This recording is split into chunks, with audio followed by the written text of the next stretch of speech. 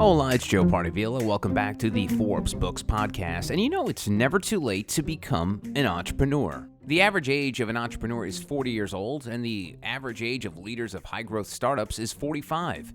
Sam Walton was 44 when he started Walmart, and Chip Wilson was 42 when he thought that one day everyone would be wearing yoga pants and created Lululemon. If you've thought about it, my guest today could be of some assistance. Joining me is the author of the new book, Stuck in the Middle Seat, The 5 Phases to Becoming a Mid-Career Entrepreneur. His name is Stephen Gerard. Hello, Stephen. Hey, Joe. How you doing today? Good. Stephen, I love talking to guys like you because you feel like your life's not done. Your life's work isn't done. There's more that you want to offer to this world. You've had a very, very successful career, many organizations that were in the top, were in the Inc. 500, Inc. 5000 multiple times. But it wasn't enough for you. Where does that drive come from that you want to continue and now help other people in their mid-career? You know, I think there's always been a curiosity, kind of a busy mind of always looking at different things and trying to figure out better ways to do things, whether it was in business or cleaning my garage. You know, it's probably just attributable to an active mind. In terms of helping others, I have been, as you said, I've been fortunate in my career to have some successes, whether it was in large companies or starting my own businesses. In those successes, you know, I'd have people close to me or friends of friends kind of say, hey, what are the secrets to starting your own business? Or, you know, what would you recommend? And I've always said to people, that's a really hard question to answer over a cup of coffee or when you're in the surf, you know, surfing waves and trying to tell someone some good advice. So I ended up writing like a couple page paper on starting your own business, and that eventually grew into, you know, the book that you mentioned. Wow, that's pretty cool. And one of the things I notice about you, and Stephen, talking to a lot of entrepreneurs, the one thing I hear over and over again when it comes to advice for young entrepreneurs, they say, don't be an entrepreneur later in life. It's too hard. But looking you up, your first startup, you were 40.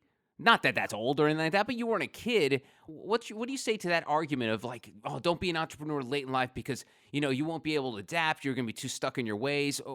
Talk to me about that argument.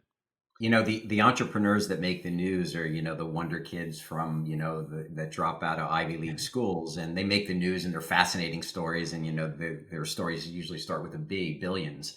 But what you learn is the vast majority of entrepreneurs actually start out some point mid-career, I call it. I'm on the board of trustees at Monmouth University, so I have the chance to speak to students. And one of the things I try to say to keep it simple is I use the moniker learn, lead, leverage. And what I try to tell people is learn when you're in your 20s. Do as much as you can to learn everything about what you're doing. Learn everything about the businesses you're involved in. And really, just as the generation today says, lean in, learn. And then as you learn and become hopefully good at what you're doing, and you'll adapt along the way. It doesn't mean you're just on one career path, but you'll start to lead people. You'll start to lead projects. You'll start to lead teams. You'll start to maybe ascend in the organization, climb the proverbial corporate ladder. And leading people is a huge skill set, you know, that is learned. You know, some of it's natural, but a lot of it's learned. And then when you've learned in your 20s and led in your 30s, I then say leverage both of those in your 40s to start a business, because by then you've kind of learned, become expert, put in your proverbial 10,000 hours and become good at what you've done. You probably are doing what you like or love to do because you've hit that mid-career. And then you've learned to lead people and get people on board. And leading is even selling. You know, when you're selling something, you're leading someone to a need that they want and a solution that you have. So what I say to people is if you learn in your 20s, lead in your 30s, and leverage that in your 40s, that's a perfect recipe for business. And the last thing I'll say on that is I'm not being literal. You know, some people are really smart and really talented, and maybe it's, you know, at 35, they've accomplished the learn and the lead, or at 30. You know, so I'm not being literal, but that to me is the recipe for a successful entrepreneurial venture. So without a nice way of saying it, you poo-poo these people that said you can't be an entrepreneur in your 40s. Oh gosh, I absolutely poo-poo them. Especially, you know, Joe, my area of expertise is what I refer to as B2B and professional services. So I think the people that I may have advice to give are those people that are in professional services, B2B situations. And there are millions of people. I'm talking about accounting firms, law firms, engineering firms, consulting firms, marketing agencies, anyone that is doing business at a B2B level. I believe the path I've traveled is in that B2B and professional services. Those are the folks that I believe make unbelievable potential entrepreneurs in the middle of their career. So I absolutely poo-poo it. Cool, thank you, and thank you for using poo-pooing twice. I appreciate that. I want to Hey, ask we're you. two guys from New Jersey. We Yeah, have to use some colorful language within absolutely. reason, Yeah, because right? the language we want to use, we can't. So Yeah. we got to find the alternatives. I want to go back to the book tagline because the 5 phases to becoming a mid-career entrepreneur, and we're going to get into the 5 phases later. But what is your definition of a mid-career entrepreneur? Is it like what you were saying, like that person in their 40s kind of thing? I would characterize it as 35 to 55. Why, I'm not quite sure, but my gut tells me that's the demographic because I believe that it takes 10 or 15 years at a university, or not at a university, whatever you're doing, to really put in your 10,000 hours and learn something and learn how to do it well, learn how to make it better, and become expert at it. And eventually, like I said, you end up doing what you love. So I think it takes 10 or 15 years to kind of figure that out. So I think once you hit the mid 30s, you've got a pretty good body of experience under you in learning and leading, and that's the ideal time to do it. So I think it's that 35 to 55-year-old. I've even had some folks say to me, hey, I've read the book and heard you talk about this sort of thing. I'm going to start a side hustle, in my 60s.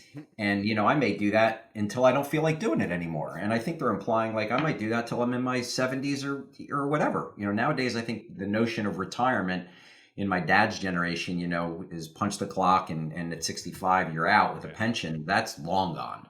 Right. Well, that and the fact that pensions are mostly mostly all gone Yeah. too. So circling back to the mid-career entrepreneur, that doesn't only mean starting a business, but it does also include like a side hustle. So say if you're, you have a job, but you want to start something fresh on the side, that perfectly encapsulates the mid-career entrepreneur, correct? Absolutely. I mean, and in starting that side hustle, maybe it grows into becoming those meaningful, sizable businesses that you do either a 100% or like I was fortunate to do, you grow it, bring people on, and you end up selling it, to a larger business. So, I think there's room under the entrepreneurial tent for everyone to do something that they love and that can provide them a meaningful return. I love the title of the book, Stuck in the Middle Seat. I have a feeling there's a story that goes with that. Care to share? Yeah, I'll try to do it quickly. The working name for the book was The 21 Laws for the Entrepreneur. And I always knew it wasn't going to be that name because there's 21 laws of everything out there. And I didn't want to kind of mimic that. I gave the manuscript to a few close advisors and friends to read. And one of them in particular, I was having coffee with him in Philadelphia. And he said, I got the name for your book. And he said, it happened yesterday traveling. He told the story. He said, he lives in Philadelphia, went to the airport 6 a.m., taking the commuter flight up to Boston, classic professional services, road warrior kind of guy. He goes, I'm at the airport, and you could see at the gate, they're starting to delay the flight, and they're eventually going to cancel it. So he goes, I could see myself and a bunch of other road warriors looking at our phones, rebooking our flights. We all, about a dozen of us, found another flight, ran through the Philadelphia airport to a different gate. We're rushed getting on this little commuter plane. As we're getting on the plane, huffing and puffing because we just made it, sweating, we're all getting placed in middle seats, because we were the last ones on that changed flight. And he said, at that moment when I sat in my middle seat, I said, the book that I read yesterday, Steve, that you wrote was meant for people doing what we were all doing, which was professional services, road warriors running around, and we're kind of stuck in the middle seat. And when he said that story to me, I looked at him. His name's Shahir Kasim Adams. I said, Shahir, you just named the book. I said, I love the story, and that's exactly who the target market is. That's awesome. Great story. And so when you're talking about the people in this mid-career, I mean, is it safe to say that you're dealing with sort of like the Gen X and maybe young baby boomer crowd? Is that sort of your sweet spot? Joe, I've kind of lost track of Gen X's, Y's, all those. What I do know is this. You mentioned baby boomers. I was born in 1963, which was either the last year or after the last year that the baby boom ended. So I'm at the very end of the baby boom. I'm 57 years old.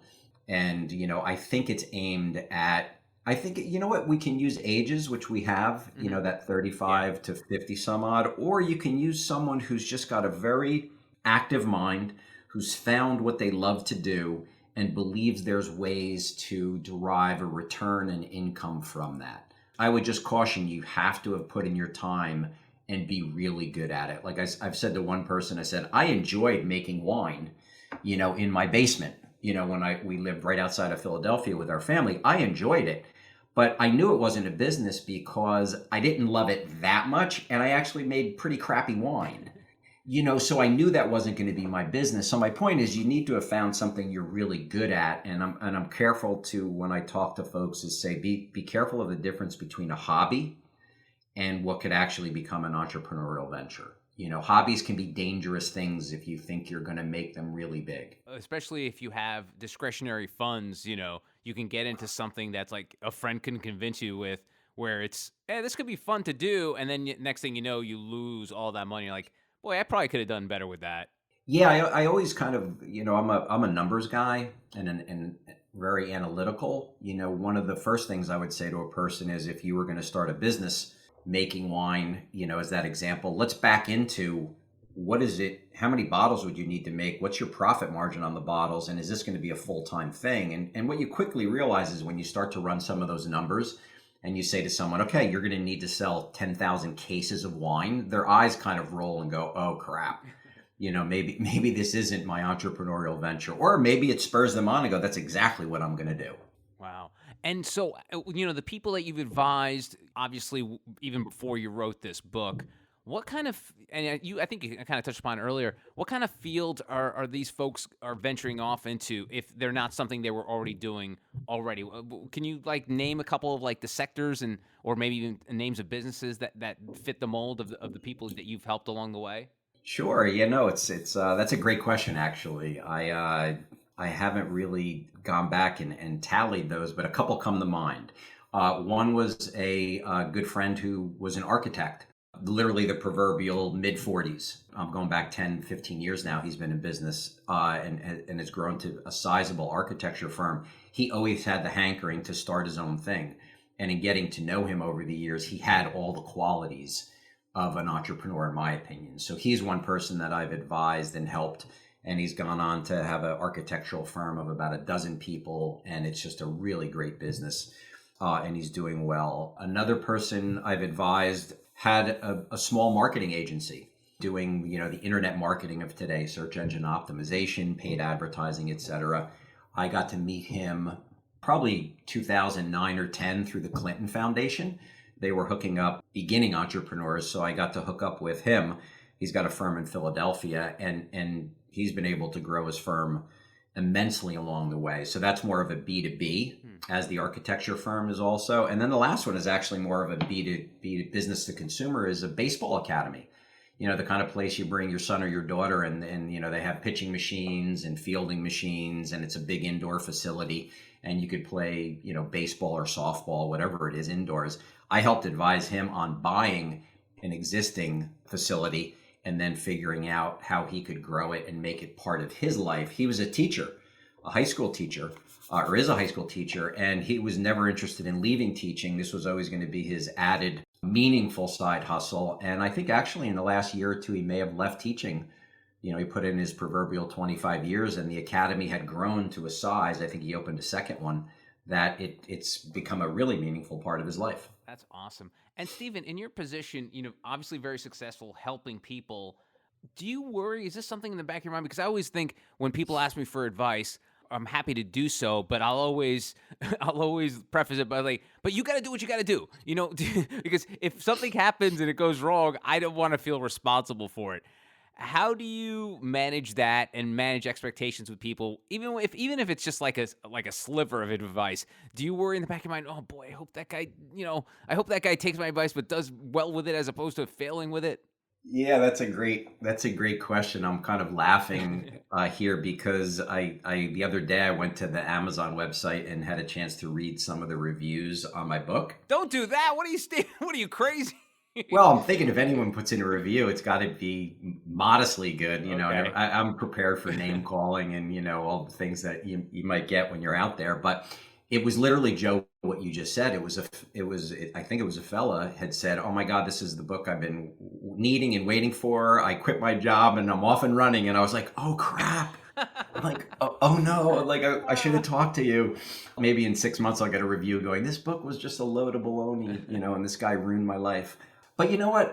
In speaking with people, I try to be pretty balanced. So if I feel, let me state the negative. If I feel like it's not really well thought out, or it's not tuned to the point I think it would be successful, or maybe they have the qualities that are or lacking some of the qualities that I think they're going to need, I'll kind of find the right way to say it. So that doesn't mean I'm always giving advice, stopping and starting people, but the answer to your question is I worry a little, but it doesn't stop me from giving people advice. And, I think anyone I'm speaking to is a big boy or girl, and, they got to do what they got to do. Okay, makes sense. Well, I mean, honestly, I think it's more about your conscience more than anything else, right? Because as long as you feel like you've laid out advice for this person that comes from experience with possibly all the caveats and dangers that come along with it, you've done your job essentially, right? Without sounding so cold about it, like basically you laid it out for them in a way where, hey, listen, if you follow these steps, this could work for you, kind of thing, right? Yeah, I don't consider myself the Energizer Bunny evangelizing everybody, underline everybody, should go out and become an entrepreneur. There's a number of people I've kind of politely looked in the face and said, I don't think you're cut out for this. And those are the people that'll reference their careers in like big companies Right. and talk about all the entrepreneurial things they've done. And I kind of throw a little bit of cold water on that and say, that's not entrepreneurial. That's intrapreneurial. Like you're doing good creative things inside this massive pharmaceutical company. But no offense, that doesn't mean you're going to pop out on the outside and the world's just going to come to you like bees on honey. That's not how it works. And Stephen, what do you think your secret sauce is? Because I like to joke that a lot of my skills aren't very tangible. Like, I'm not to make myself seem braggadocious, but to me, a lot of my skills are intangible. Like, you can't put them down in a resume. Like, I do this well. A lot of the things I do are intangible. And when it comes to what you do and what your mission now in helping these people, it's very much using those intangible skills that you don't learn in school, but maybe either are born with or acquire over time. What are some of the intangible skills that you have that you think make you a fit in this role of helping mid-career entrepreneurs?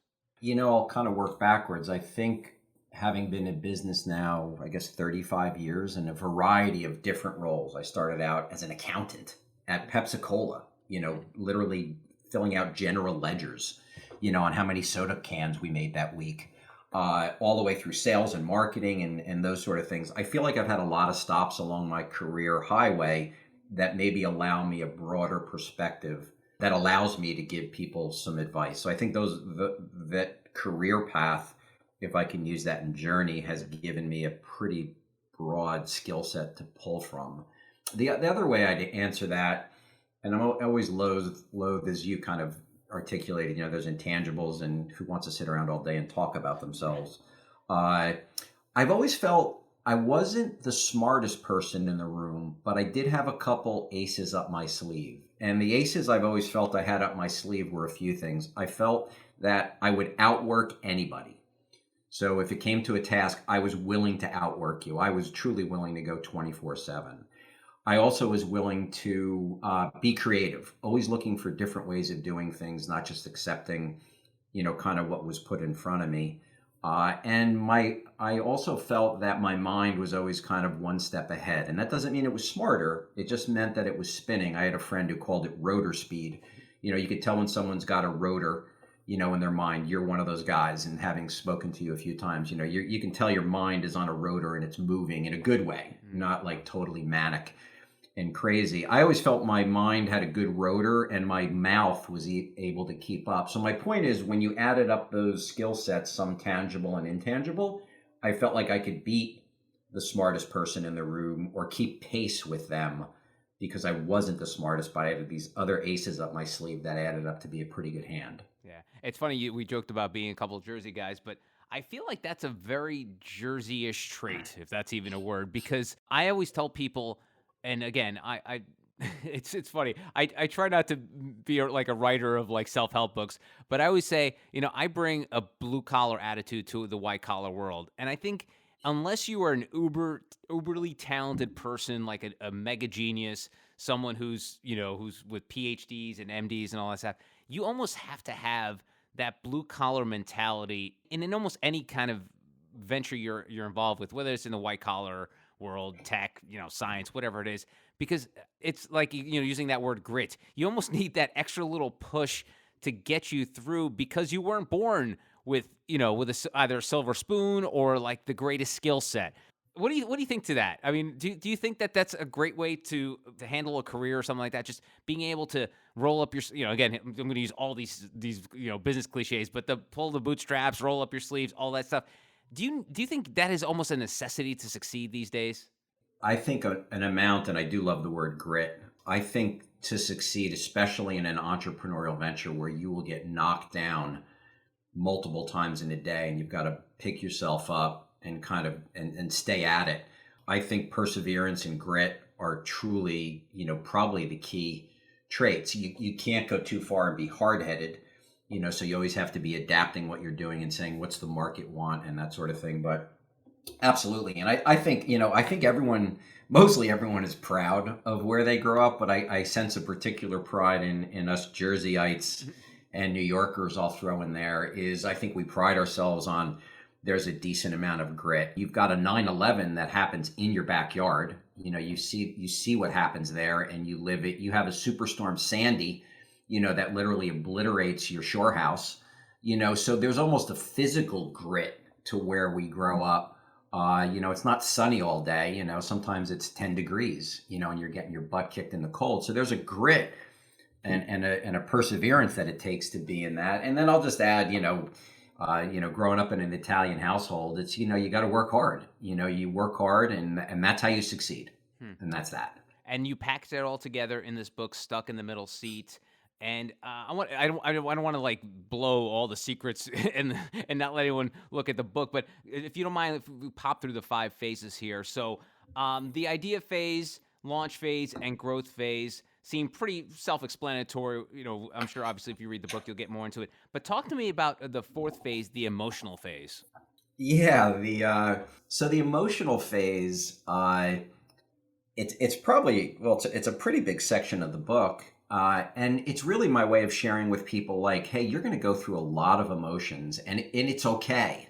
And what you should understand is everyone out there who started the business has gone through these emotions. There's nobody that has not. So what I tried to do during that is share some things that, frankly, I went through, suffered through, but also I have a bit of a gallows sense of humor, kind of laugh about, when they happen. So one of the things I've said to people is, you're going to have this thing I call the triangle of emotions, and it's patience, persistence, and panic.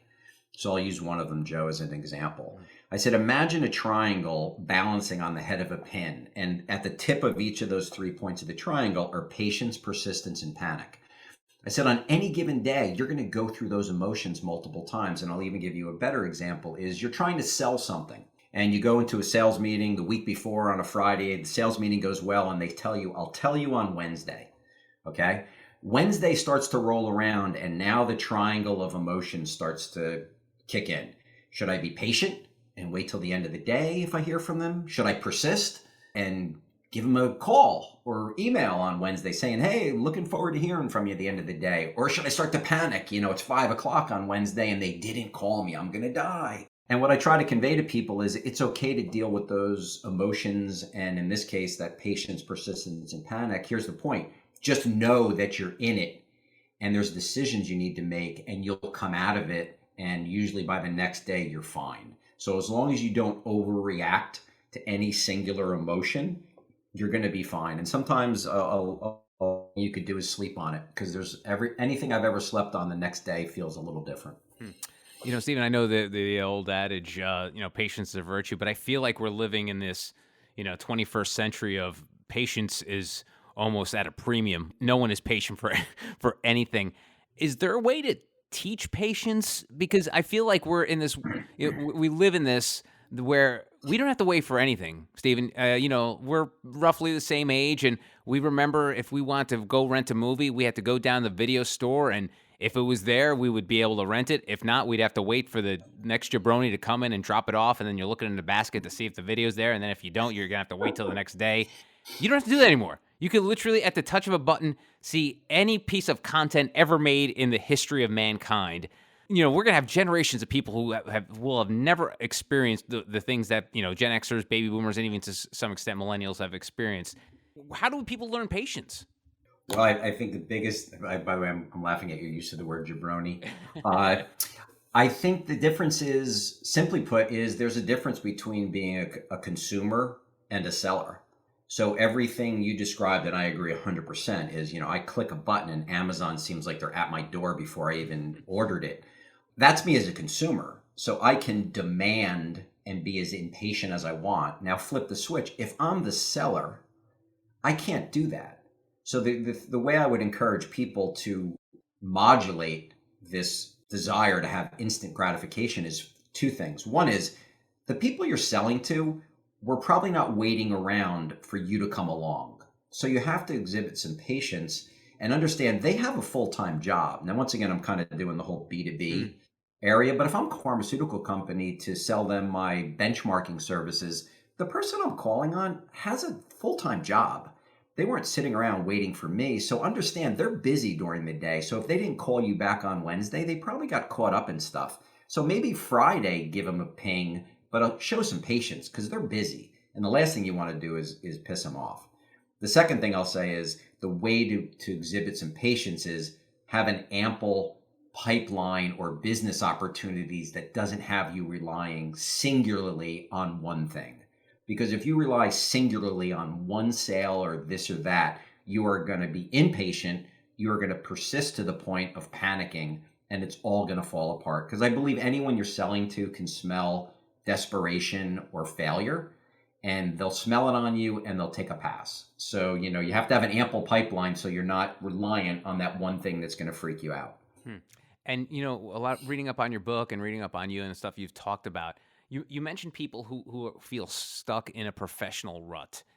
It's such a small phrase for such a big problem. It's what to you, what is a professional rut? And I know we can't simplify it as, are you happy with your job? Because, people could have crappy jobs and be happy with it. So what do you define a professional rut?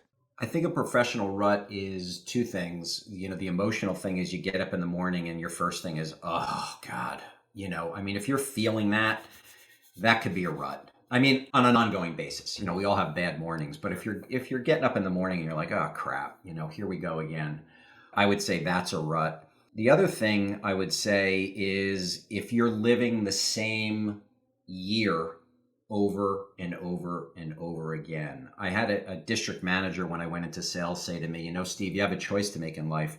You could be the kind of person that gets 10 years of experience in a year because you're hardworking and you're active and you're going for it.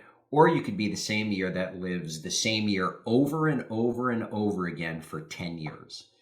And I think if you feel like you're living the same year, the same day, the same processes over and over again, and you're getting up in the morning and going, ugh, that's a rut. One of the things I say in the book, and they've said, I shouldn't say I say in the book, they've said it for eternity. Do what you love and you'll never work another day in your life, right? How many times have you heard that? You didn't write that? That was somebody else? Yeah, right. But you know what? Here's me not being the smartest guy in the room. I heard that for years and I'm like, I don't even know what that means. Like, I don't even know how to process that. And here's what I learned. I have this rubric for knowing what you love. There's three things. When you're going to be doing it, you can't wait to do it. I like to do analysis, Joe. So believe it or not, there's times I'll wake up at 6 a.m. and I know I'm not going to get back to bed. I'll just get up, go sit at my desk and analyze a bunch of businesses and a bunch of things. And I'm excited. Like, I'm excited to do it. So that's the first thing is when you're going to be doing it, you're excited. The second is when you're doing it, you lose track of time. You pick your head up and go, oh my God, it's 9 o'clock in the morning. I started doing this at 6:30. And the third thing is when someone interrupts you, you get angry. So someone knocks on your door at 7:30 a.m., your wife with a cup of coffee, and you're like, what do you want? And those three things to me are the opposite of being in a rut. It's try to figure out what you love. And that was the rubric for me of trying to figure out what I loved. His name is Stephen Gerard. He is the author of Stuck in the Middle Seat, The 5 Phases to Becoming a Mid-Career Entrepreneur. Stephen, it's always great talking to another guy from Jersey, and it's especially one who's doing really well, splitting his time between Jersey and California. You're living your best life, Stephen, and I'm glad you took the time to chat with me today. Joe, thanks. I really enjoyed it, and may your life not involve many jabronis as you go forward, and I look forward to talking to you again. Thanks, Stephen, and that's it for this edition of the Forbes Books Podcast, available for you to listen to and subscribe to on Apple, Spotify, Audible, or wherever you get your podcasts. And please don't forget the golden rule and treat others as you want to be treated. Thanks for listening. Until next time, adios. This has been a production of Forbes Books Radio. Find out more at ForbesBooksRadio.com.